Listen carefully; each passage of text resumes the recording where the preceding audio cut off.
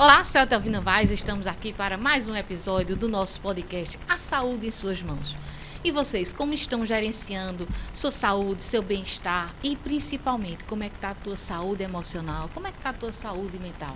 No Brasil a gente tem como um país que tem a maior quantidade de pessoas com depressão, ansiedade, o consumo de medicamentos.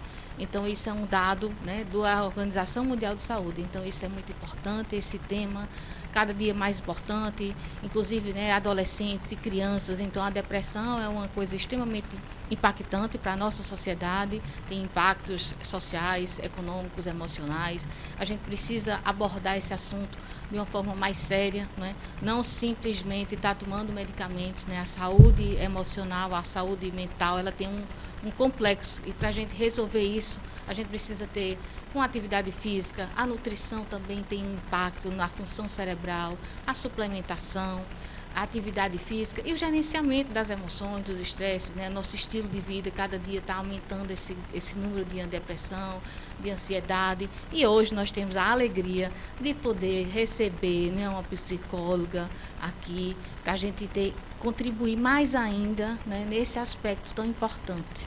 Então, Adriana Barros, né, seja muito bem-vinda, é uma alegria recebê-la aqui no nosso programa, né, e vamos aí contribuir, né, para a saúde emocional, a saúde mental hoje, né, da população do Brasil, né? E eu queria pedir para você se apresentar, para quem não conhece, que ela tem um currículo gigante, então eu não vou nem arriscar falar, deixar ela se apresentar. Eu primeiro quero agradecer, porque eu gosto muito desse espaço, onde a gente tem que trazer mesmo a consciência para as pessoas de falar sobre saúde mental e que é possível fazer algo por si. Às vezes as pessoas estão tão desesperançosas e eu penso que uma coisa que a gente não pode nunca tirar do ser humano é a esperança. E eu penso, Etelvina, que esses programas, eles trazem essa esperança de volta, essa possibilidade. Eu sou Adriana Barros, sou psicóloga, especialista em terapia cognitivo-comportamental e atualmente meu foco tem sido mais na terapia do esquema, onde a gente tem percebido que as pessoas com esquemas iniciais desadaptativos, que são constituídos lá na infância, com a relação que as pessoas têm com seus cuidadores, vão criando padrões de comportamento que vão reverberar na fase adulta e vão, com certeza, dificultar o bem-estar e a qualidade de vida. Pois é, justamente, né? E ainda nesse mundo hoje, né, que é tão diferente, né? Tá cada dia mais acelerado, cada dia mais cobrança, cada dia estamos interagindo menos, né? Os relacionamentos estão ficando muito vazios, né? A gente vai para um restaurante hoje, né? Ninguém conversa mais, está todo mundo, né, conectado a um celular, a um WhatsApp. Então tudo isso também tem um impacto, né, na vida das pessoas. Gigante. Doutora Etelvina, eu nunca percebi uma fase em que se fala tanto em felicidade. As pessoas falam o tempo todo de felicidade e você faz a abertura do programa com maestria. Nunca vi um momento onde se fala tanto de felicidade, onde as pessoas estão tão infelizes, tão reféns do medicamento. E a gente escuta assim, eu quero uma medicação para não sentir mais isso. Gente, medicação não muda comportamento. A medicação vai ajudar no processo de regulação. Se a pessoa precisa de uma medicação, tem que fazer uso dela. Mas eu não posso esperar da medicação uma mudança de personalidade, porque isso não vai acontecer. A conexão, esse final de semana eu tenho um projeto chamado Café com Você, que acontece sempre no último sábado dos meses ímpares. E é exatamente quando a gente para. Um projeto presencial, a gente para presencialmente a clínica, no auditório da clínica, com pessoas convidadas para trabalhar o quê? A saúde mental, regada a um bom café, que ninguém é de ferro. Mas, doutora Etelvina, o tema dessa semana foi tecendo laços entre a solidão e a solitude. E o que é que a gente percebeu? Que a solidão é exatamente quando o ser humano, ele traz a ideia de não pertencimento, de inutilidade. Quantas pessoas ativando crenças centrais relacionadas à inutilidade, eu não sou capaz, eu não sou amado, eu estou só, ninguém é por mim. E quando elas aprendem aquela ideia, ficam presas e repetem isso. É porque elas querem? Não. Mas mas é porque elas aprenderam a lidar dessa maneira, mas isso precisa ser ressignificado o tempo inteiro. E quando a gente traz a ideia de solitude, traz o oposto, a sensação de pertencer. Mas pertencer primeiro a quem? Pertencer primeiro a mim mesma, aprender a lidar com o enfrentamento da vida, das adversidades que a vida sempre vai colocar. E à medida que eu pertenço a mim mesma, eu me conecto comigo. Se eu me conecto comigo, eu estou mais atenta ao processo do autocuidado. O autocuidado é hoje uma forma de blindar a ansiedade, de blindar a depressão, de se fortalecer na saúde mental. E você colocou muito bem o que é esse autocuidado. É você olhar para si, é entender a tecnologia, que é maravilhosa, como um processo que está a meu serviço, mas não como algo que a gente tem visto que as pessoas estão se queixando, que eu estou dependente, que eu não consigo me sentir de fora. Eu tenho que sentir pertencente. E aí a gente vem naquela exaustão emocional, porque quanto mais informação, mais a pessoa quer estar por dentro de tudo, não consegue, mas luta para isso, aí ela se desconecta dela. Ela começa o processo de adoecer e fica distante de algo que eu considero imprescindível, meditação. Mas a mindfulness, aquela que traz a atenção plena para o meu agora. A gente agora está em meditação, porque o que é o mais importante para mim e para você nesse momento? Estar aqui presente. Então, quando a gente está presente no nosso dia a dia, no que a gente está realizando, isso já minimiza a ansiedade. E é importante que as pessoas tenham consciência de que elas podem fazer isso por elas. Não é que elas não estão aprisionadas à dor, aprisionadas ao que elas imaginam que o outro deseja delas. Elas precisam tomar as rédeas da sua vida. Pois é, e assim, tem várias formas da gente adquirir, né, a inteligência emocional, né? Temos várias técnicas, né? Eu fiz uma formação em coach, né, com Paulo Vieira, que me ajudou demais. Questão de autoconhecimento. Sim. E essa questão da autorresponsabilidade, da não vitimização, né? Porque a gente quer justificar, né, o outro, não porque minha mãe, porque meu irmão, porque o país, a gente quer justificar. Não. A responsabilidade da nossa saúde física, mental, emocional, a nossa vida é a única responsabilidade nossa. Então a gente tem que se conhecer, né? Investir em nós mesmos, né? O outro é o outro. Perfeito. Você que se equilibre, né? Exatamente. E a questão a depressão, né? Você está ali muito no passado, né? Digamos assim, de uma forma simples. A ansiedade, aí você está muito no futuro e aí não vive o presente. Sim. Né? Então a gente está aqui, né? Hoje, agora, nesse Exato. momento. A gente está pensando aqui no programa do podcast, esquece o resto. Eu digo, as pessoas dizem, mas você faz muitas coisas, né? Por tantas atividades. Eu digo, eu faço 1000 coisas, mas uma de cada vez, né? Então agora eu estou aqui no podcast.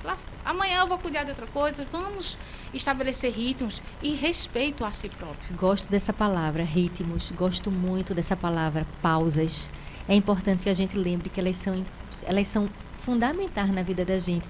O que é inteligência emocional? Se a gente puder simplificar, inteligência emocional é a habilidade que o ser humano tem em lidar com as suas frustrações. Só que, infelizmente, a gente está em uma sociedade que as pessoas estão com muita dificuldade de lidar com as suas frustrações. Sente dor. Eu não quero sentir dor. Algofobia, medo de sentir essa dor. Eu quero algo que plastifique as minhas emoções. Isso não vai existir. Só tem uma forma de lidar com a dor, que é o processo de enfrentamento, que é uma técnica chamada dessensibilização sistemática. Quanto mais eu dessensibilizo, mais forte eu vou me tornando. Mas enquanto as pessoas fogem da dor, tem uma música que os Titãs tocam que diz assim: enfrentar a dor não é uma loucura. Fugir da dor é fugir da própria cura. Então, o tempo que as pessoas perdem fugindo da dor, é para ficar ali sentindo dor, pobre de mim. Claro que não, você colocou muito bem. A gente não tem que ser praticante do vitimismo. Aliás, um dos pontos mais significativos da psicoterapia que eu considero é a tomada de responsabilidade. Porque sabemos que a aceitação é uma condição, a autoaceitação é uma condição de mudança. Eu só mudo o que eu aceito. Enquanto eu fico dizendo que é o outro, foi o outro, foi o meu pai, foi o sistema, foi o trânsito, foi o mundo. E cadê a parte que me cabe dessa história? Eu preciso me responsabilizar pelo que é meu. não significa que eu tenho que me responsabilizar por tudo e por todos, que também tem pessoas que se sobrecarregam, se responsabilizando pelo mundo, praticantes do autossacrifício, caem na armadilha do autossacrifício, que autossacrifício é um esquema desadaptativo, está na terapia do esquema.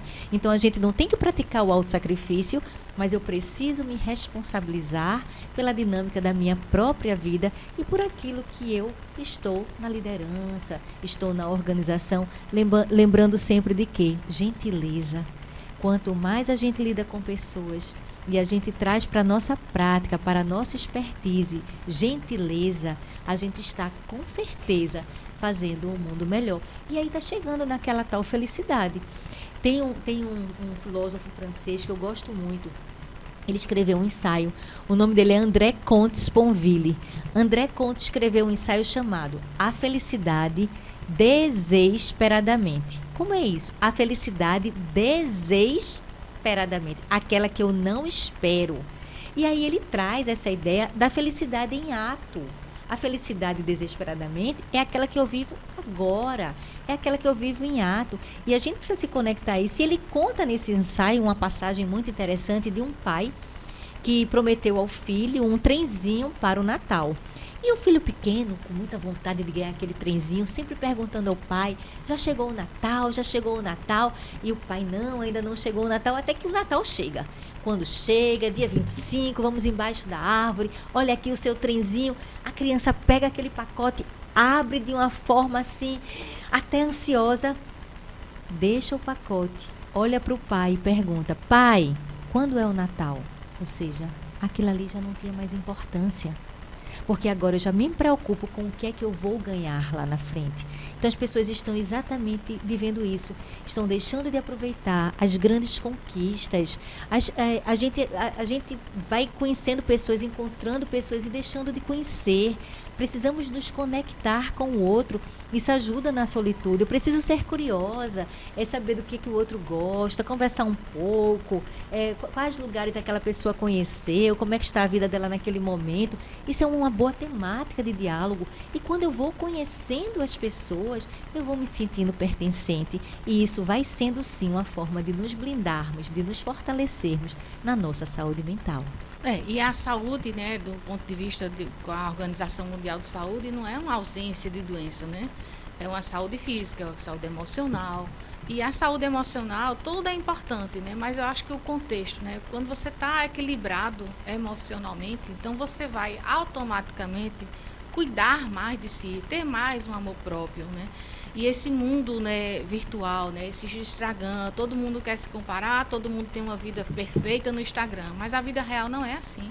Então a inteligência emocional é para deixar você fortalecido para vencer os desafios. Todo dia tem um desafio. A gente não existe uma vida sem estresse. Até na natureza, a natureza tem os estresses. Tudo tem ciclos, tudo tem momentos, né? Então como a gente vai administrar tudo que vai acontecer? Perfeito. Né? Viver as emoções. As pessoas querem tomar remédio para dormir, remédio para acordar, remédio para não... Né? Tudo é um remédio. Não, vamos gerenciar, vamos se conhecer, vamos trabalhar as emoções. É a medicalização. As pessoas não querem sentir. Elas não querem mais, elas nem se preocupam mais com o ser. O ter já foi mote. O ser também em algum momento foi. A gente sabe que a grande preocupação atualmente é a necessidade de parecer. Eu só preciso representar. Então vamos lá, vamos gravar aqui o meu Reels para o Instagram, todo mundo sorrindo. Quando termina, as pessoas estão de cara feia. Por quê? Qual o sentido? O que é que está por trás dos bastidores? O que é que está por trás dos meus bastidores emocionais? Precisamos saber se a gente está conectado por uma necessidade de sentir pertencimento, de sentir que não está faltando, de estar presente em tudo isso é impossível, ou se a gente precisa escolher aquele momento de dar pausas, colocar o pé na areia, não é? E curtir outras aprendizagens que a vida traz. Quando a gente fala sobre gerenciamento de estresse, a gente fala sobre o ciclo vital. E eu gosto muito de fazer uma analogia de uma pizza com o ciclo vital. Eu sempre peço para as pessoas pegarem uma pizza, dividirem aquela pizza em retalhos milimetricamente iguais e nomear cada retalho daquele o nome de uma área da vida. E o que que deveria ser o nosso ideal? Acordarmos todos os dias, temos 100% de energia para dedicar exatamente igual naquela pizza, isso manteria o meu equilíbrio. Só que isso é ideal. Qual é o real? O real é que a gente coloca 90% em uma determinada área da vida, sobra 10% para dividir por duas e as outras nem sequer a gente alimenta. E a pergunta que fica, quando aquela área de 90% que a gente dedicou em algum momento não estiver bem, porque vai acontecer, em algum momento isso vai acontecer, as outras não têm força para dar suporte. Por isso que a gente deve procurar equilibrar o mais perto daquele ideal possível, porque é a maneira que temos de gerenciar o nosso estresse. Porque a gente vai ter estresse, a gente vai ter ansiedade. A gente está em uma sociedade adoecida. Depois da pandemia, muito se pensou, as pessoas agora vão se tornar pessoas melhores, tudo vai melhorar, vamos valorizar mais o tempo e a vida e a família. Lê de engano, tudo ficou pior. A gente vê mais cenas de violência, a gente vê mais cenas de aprisionamento emocional. Está crescendo aí, cresceu muito a ansiedade. Quando a gente vai para as estatísticas do DSM-5, a gente sabe o quanto cresceu ansiedade, depressão, síndrome de burnout e o que é pior, suicídio. Cresceu muito. Então, a gente precisa parar para olhar. Não podemos só esperar não, vai ter alguém vai olhar para aquilo. Todos nós somos responsáveis pelo mundo que a gente está vivendo. A gente está vendo aí as catástrofes. A gente é responsável por tudo também. E precisamos arregaçar as mangas e nos colocar como os seres partícipes dessa vida. A gente não está na vida turistando. A gente está dentro dela, mesmo que a gente não perceba. E a gente precisa fazer jus a essa vida que é tão linda. Pois é, porque assim, a gente interfere no outro, né? Uma pessoa depressiva, ela vai influenciar a distância no outro, né? Tá tudo conectado, né? O que está acontecendo agora no Rio Grande do Sul, perfeito, né? É uma causa. O planeta não está bem. Nós não estamos bem, né? Tá todo mundo depressivo, todo mundo ansioso, todo mundo aumentando o suicídio, o câncer, né? Vai ser outra tragédia em 2030, perfeito, que é a doença que vai mais matar no mundo. Isso não é... Aí tá todo mundo ficando no comum, né? Isso tá comum, mas não é normal, né? Qual é o normal, né? Então, o que aconteceu no Rio Grande do Sul, as pessoas agora ter todo um trabalho, né, de passarem por um desafio daquele, recomeçar, um impacto econômico e social muito maior, emocional muito maior. Mas a responsabilidade, tudo que está acontecendo no Rio Grande do Sul, é responsabilidade dos gaúchos, não. É de todos os habitantes do planeta Terra. Né? A gente tem que respeitar a natureza, a gente não está respeitando a grande mãe da gente. A grande mãe. Né? Como é que está seu... Então, se a gente não está respeitando a casa da gente, então você não está se respeitando. Perfeito. Então, qual é a sua colocação hoje? Né? Tudo isso impacta, né? Como é que a gente está se conectando? Né? A gente tem que respeitar a natureza, a gente não está respeitando a grande casa mãe da gente. A grande mãe. Né? Como é que está seu... Então, se a gente não está respeitando a casa da gente, então você não está se respeitando. Perfeito. Então, qual é a sua colocação hoje? Né? Tudo isso impacta, né? Como é que a gente está se conectando? Então, a gente se distanciou da natureza. Isso também gera, né? É uma das formas da gente gerenciar o estresse. Eu desenvolvi, né, uma metodologia, um método 5D, temos 5 direcionamentos, e um deles é o gerenciamento do estresse das emoções. Não existe.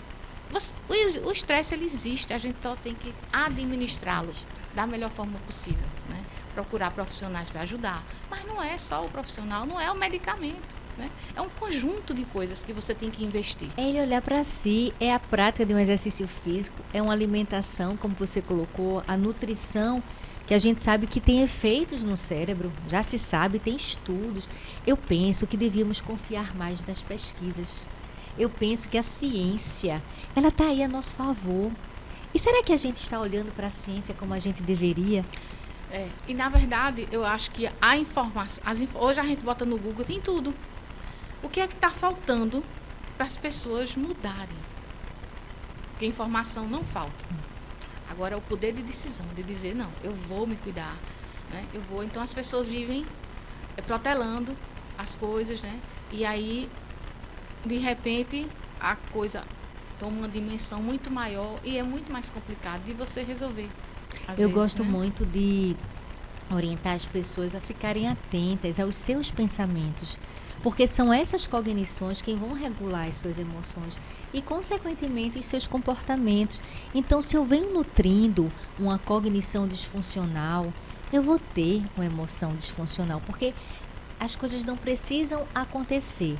Tudo que eu penso não acontece, mas uma coisa é certa, tudo que eu penso, eu sinto.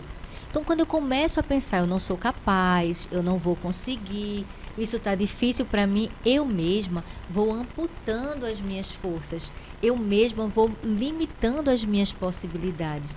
Ah, então é só eu pensar? Claro que não, é uma construção, é entender, inclusive, o que está me levando a pensar de uma forma disfuncional e sempre procurar evidências, porque temos crenças. Segundo a terapia cognitivo-comportamental, Aaron Beck diz que temos 3 crenças centrais e respondemos a essas crenças. É a crença de desvalor, é a crença de desamor e é a crença de desamparo. Mas vem a Judith Beck, filha dele, e traz também as crenças funcionais.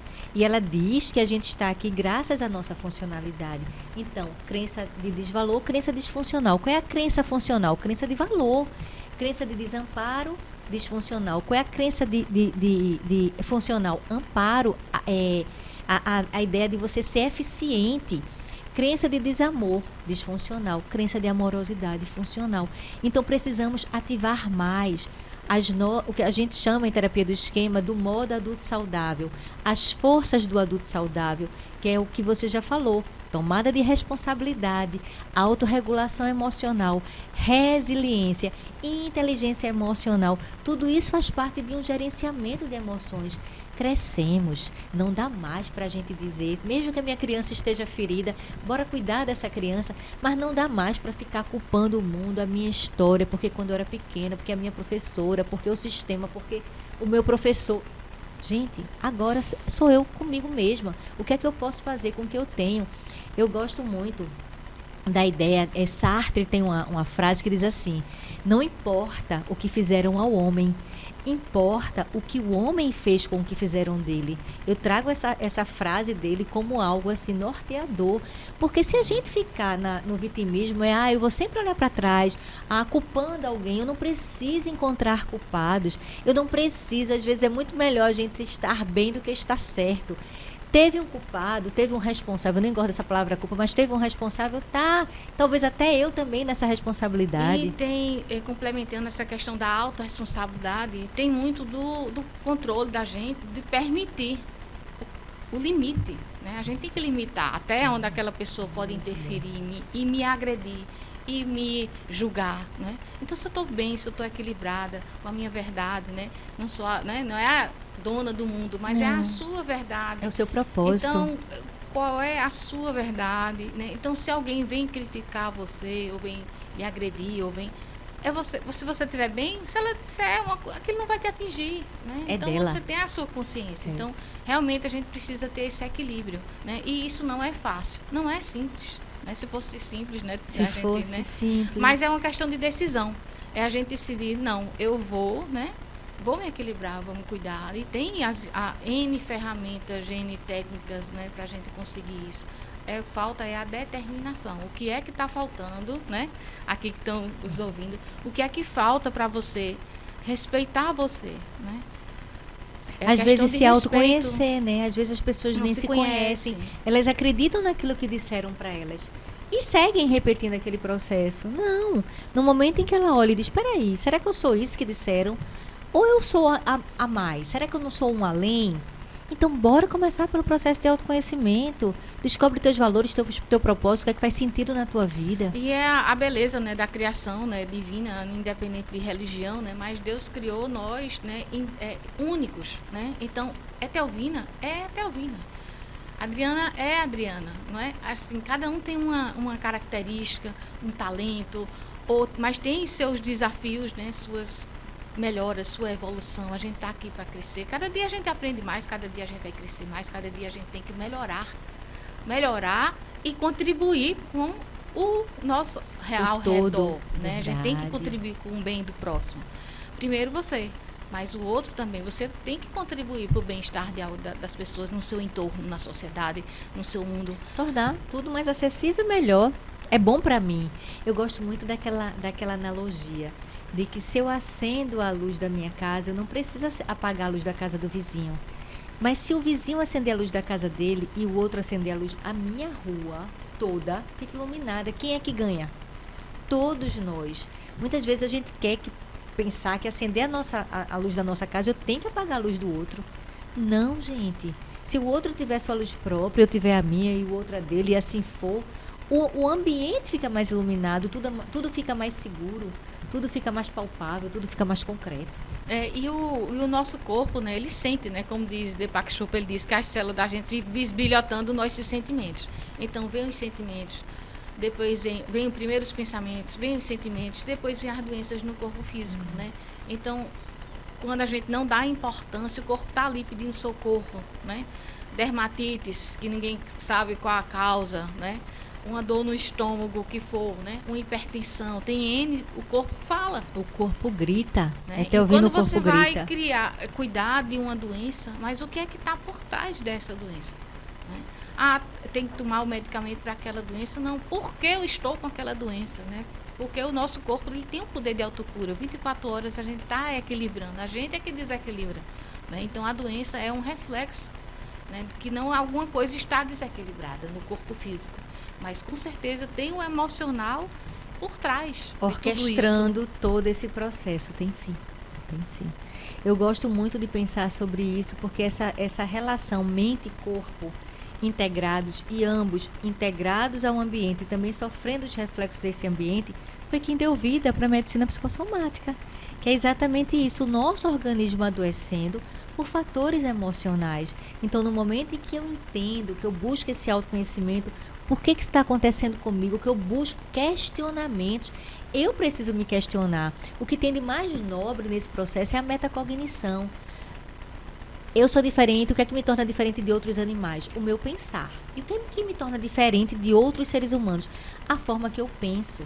Metacognição é pensar o pensamento de uma forma muito simples, é refletir. No momento que eu reflito, por que eu estou sentindo isso?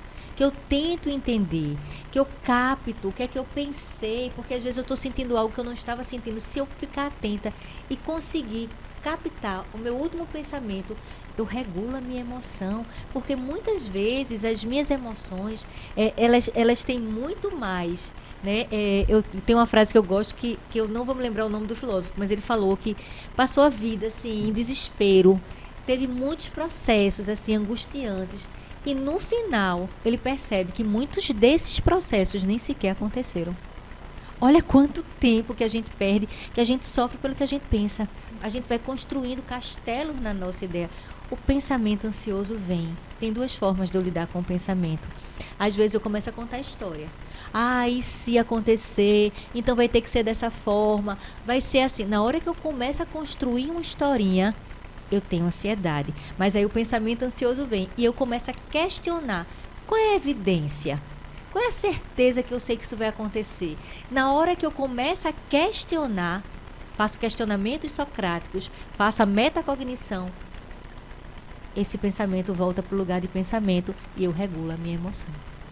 Pois é, então assim, a gente tem que ter toda uma atenção plena, né?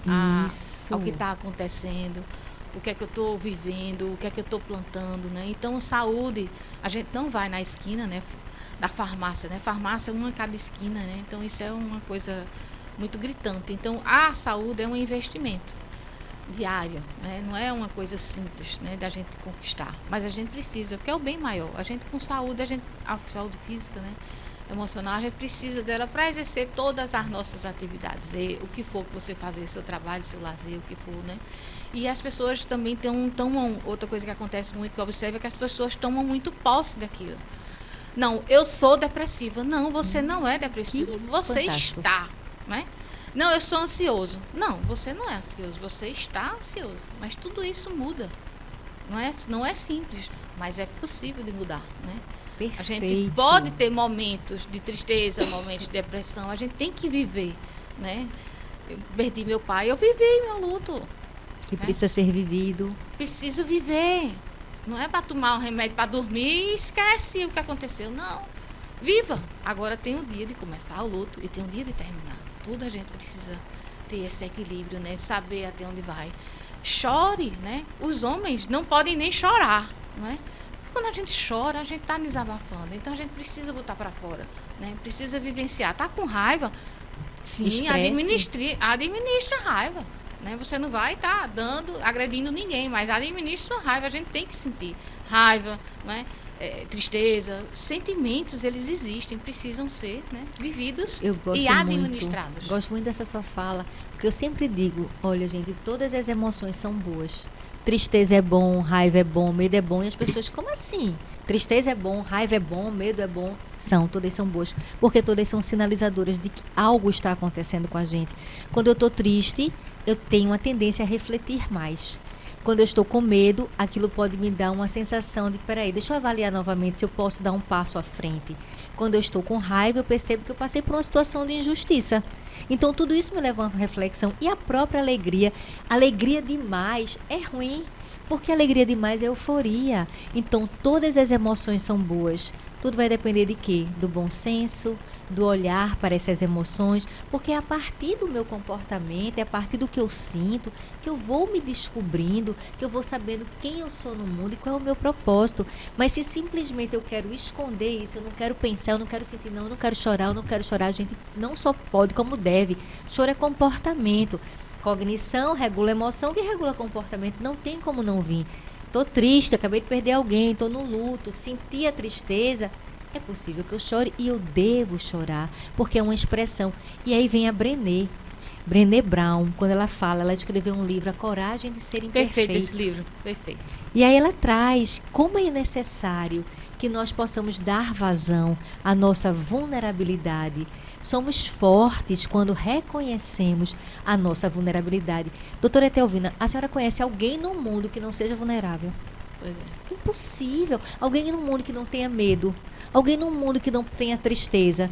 Todos nós temos. O que a gente conhece é que às vezes as pessoas querem viver só os papéis. E eu entendo.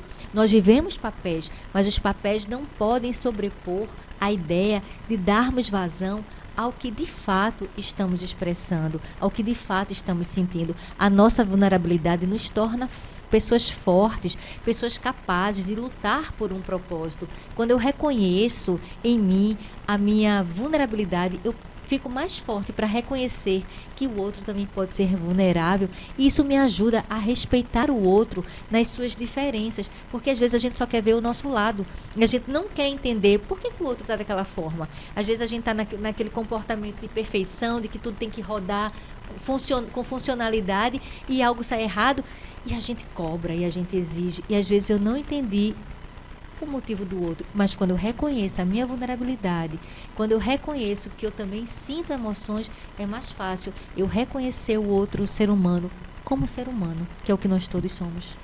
Pois é, e assim, a gente tem que ter esse gerenciamento da pessoa, né, de como eu estou, e a partir de como você está, você vai respeitar mais as emoções dos outros, ter uma compaixão, né? Menos julgamentos, né? Menos crítica, né? A gente quer crítica construtiva. Acho meio é crítica de toda forma, né? Então, vamos assim, entender, você pode aconselhar as pessoas, você pode orientar, a gente pode contribuir de alguma forma, né?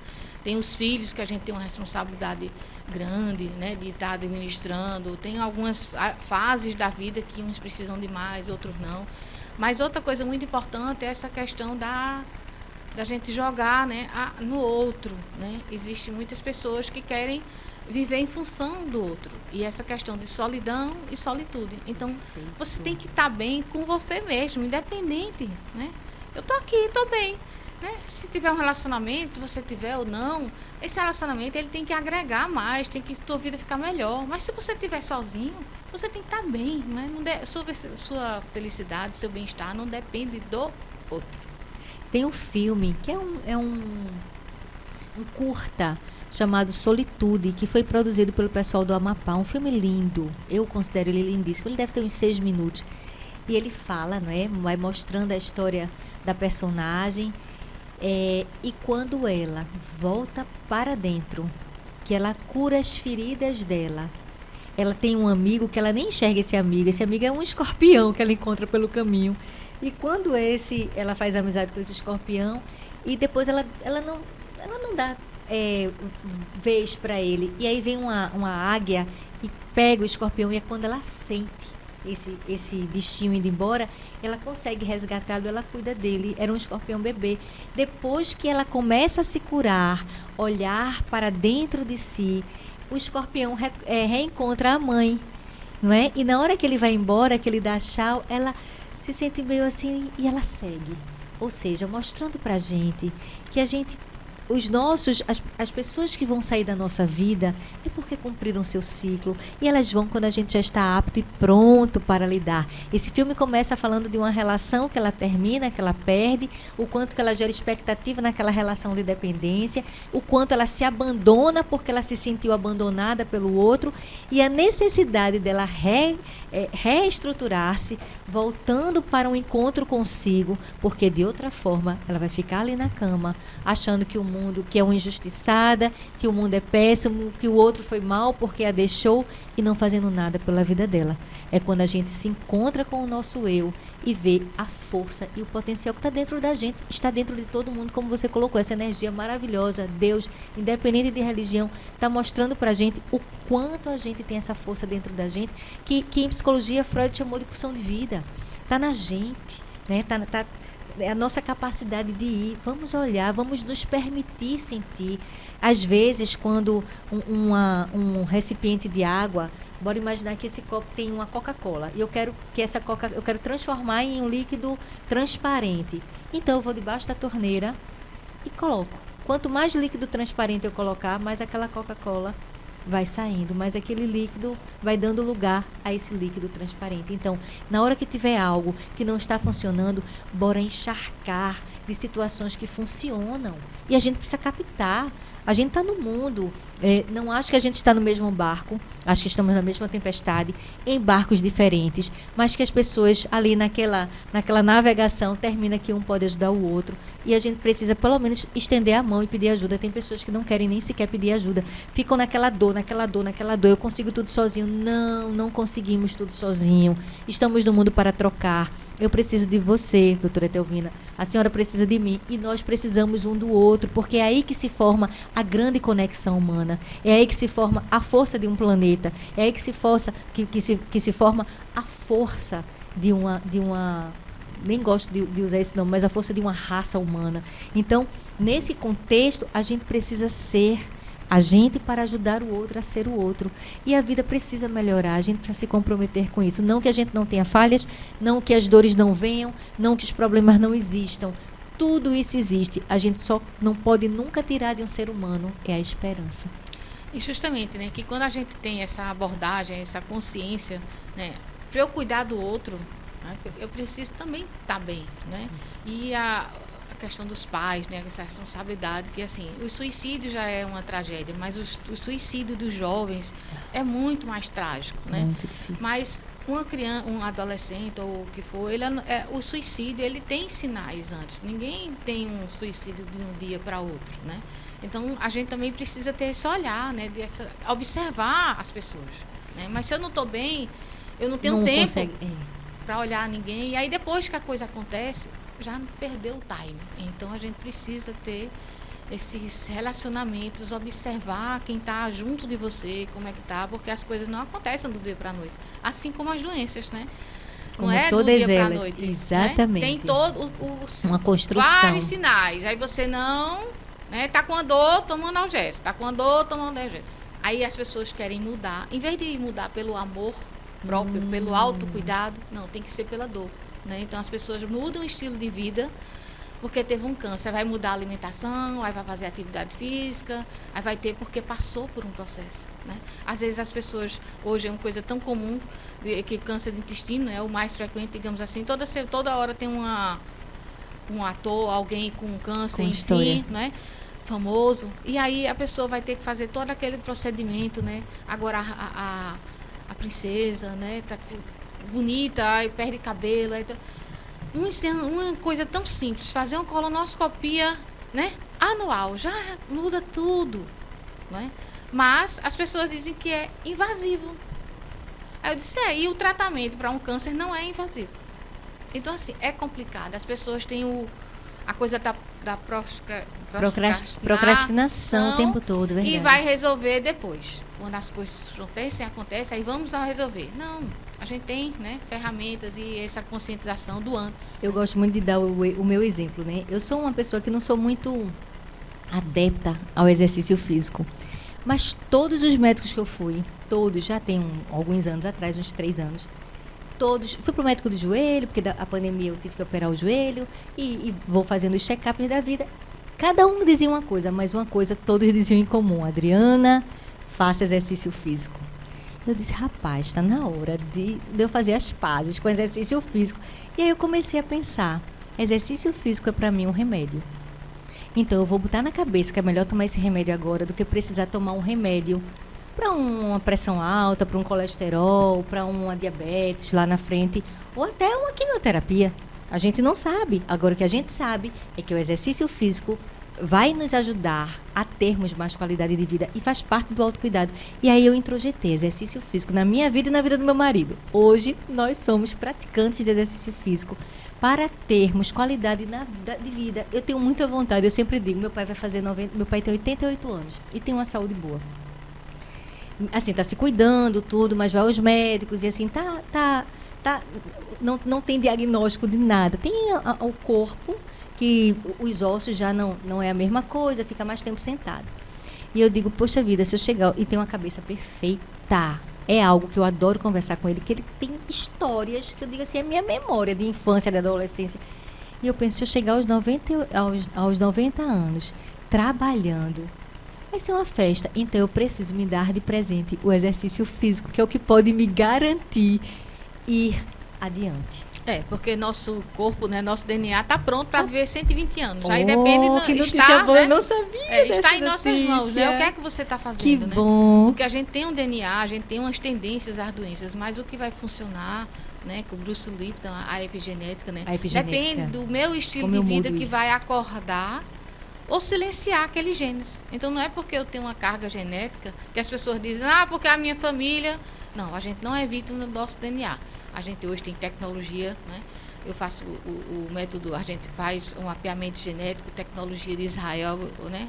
A melhor do mundo. Então a gente vem ali com um relatório, seu manualzinho de instrução, todas as tendências suas. Daquela, mas não é que você vai ter, depende do seu estilo de vida. Ali é um mapeamento. Nem os gêmeos, né, que têm o mesmo quase DNA, mas quando eles vivem, tem um trabalho interessante, que um morava em Nova York e o outro no Tibete, né? O no Tibete fazendo meditação, alimentação, ele não desenvolveu nenhuma doença. O outro em Nova York, bolsa de valores, a poluída, ele teve câncer de pulmão. Então assim, não é o DNA que determina o que você vai ter ou não. O ambiente mais uma vez, os hábitos. Está em nossas mãos. Né?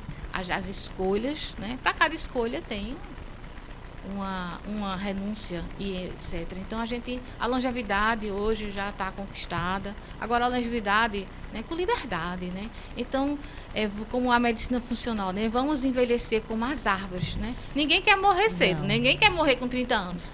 Mas a gente vai chegar com 90, né, sem andar, com artrose do joelho, com Alzheimer, com limitação. Não, vamos chegar fortes, bem, né? Isso é possível.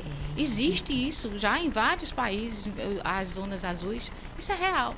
O que é?